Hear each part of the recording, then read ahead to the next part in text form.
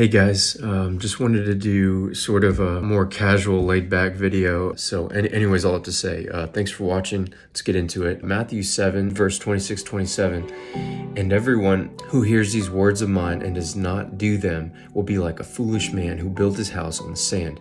And the rain fell, and the floods came, and the winds blew and beat against that house. And we all know how that ended.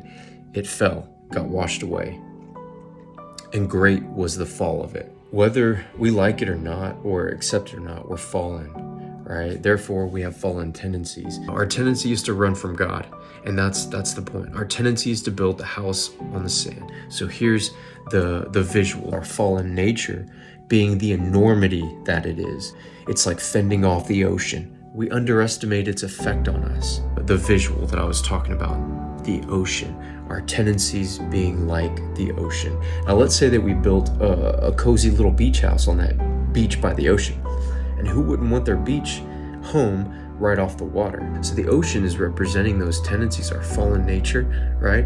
And you could say the sand represents our choice and our part to play. So when you have the sand and you have the house and you have the ocean, it's really good to organize that so we see a clear picture of what we're doing whenever we allow our house to be built on sand, and when the ocean comes, it takes it away, versus when we build our house on the rock, when we go to God instead of running from Him, when we seek God for the choices that we make, right? No matter what God asks of us, we do it in obedience to Him. That's the house built on a rock.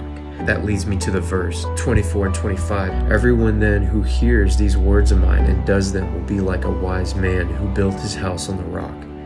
And then the rain fell, and the floods came, and the winds blew and beat on that house, but it did not fall, because it had been founded on the rock. The ocean could represent our tendency to run from God, our tendency to hide from God, right? And when we allow that to happen, it's like the ocean coming and taking away that house. Well, I mean, we all have different tendencies, right? Some bigger than others, right? And that's our ocean to contend with. Dealing with that ocean is overwhelming. We would be right to assume that, because it is. This is where God comes in. This is where God the Father allows us to see the unhealthy tendencies we have, to realize we have built our house on sand, and that's good for us. Imagine this, if we didn't know what our house was built on, that would be a problem when a big storm would come. So it's good for us to fail so we see what our house is built on, so we can correct it. That gives us the opportunity to be humbled by that,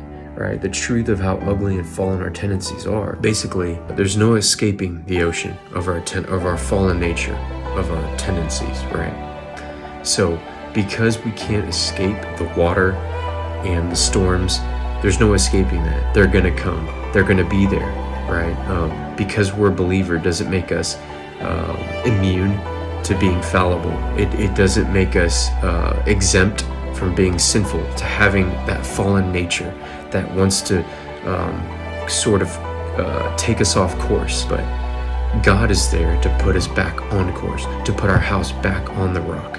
Man, I hope that encourages you. It just reminds you, like it reminded me, that God is wanting us to not run from Him and not hide from Him, but run to Him, right? And hide in Him, right? You see the difference? And that is how we can build our beach home on a rock, right? Even if it is 100 yards from the shoreline, right? It's gonna stand, versus when the ocean wants to take something and it's not secured, the ocean will have its way and it will take it. And that represents, again, our fallen nature, how it will destroy us slowly but certainly, right? And so anyways, guys, like I always say, make time to get away and get alone with God. And we'll talk soon.